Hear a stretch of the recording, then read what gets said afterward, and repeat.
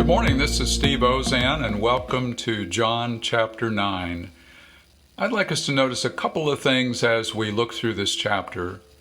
The first is to notice that Jesus performed this amazing miracle of healing the man who was born blind. He performed it on the Sabbath.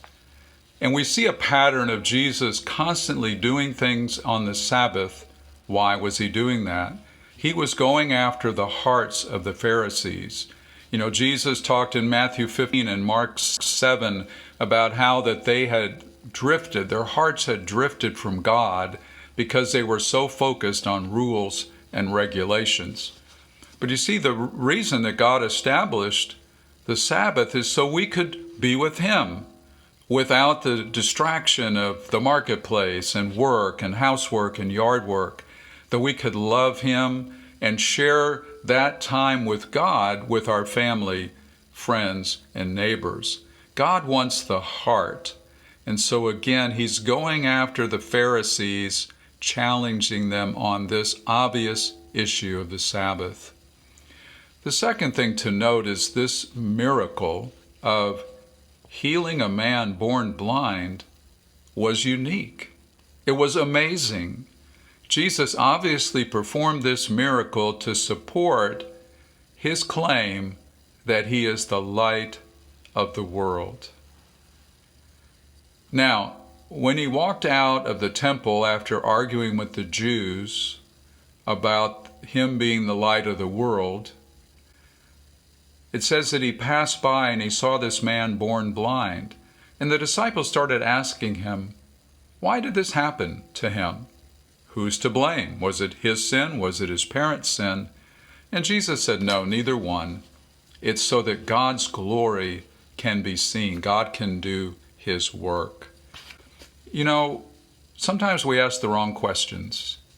It's tempting in this coronavirus pandemic, to say, why? Why is this happening? It's tempted to say, who's to blame for it? A better question would be, what is God up to? How is God working? Let's look for the working of God. You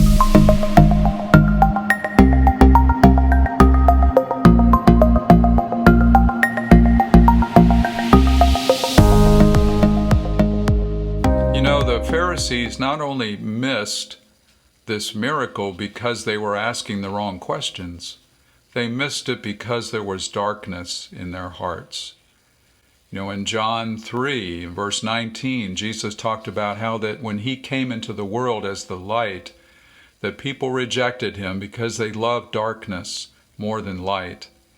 And Paul in Ephesians 4 talks about how that the Gentiles are ignorant because of the darkness in their heart.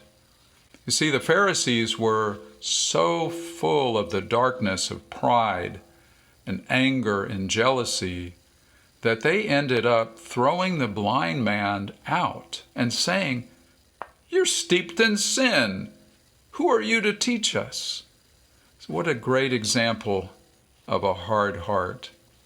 You know, brothers and sisters, as we are sheltering in during this coronavirus pandemic, let's think of it as a Sabbath to grow deeper in our relationship with the Lord, with our family, and as allowable with our neighbors. And let's use those technologies that help us to connect. You know, it's so old school to just pick up the phone and call people, but I've been doing that and having some great times of conversation and prayer.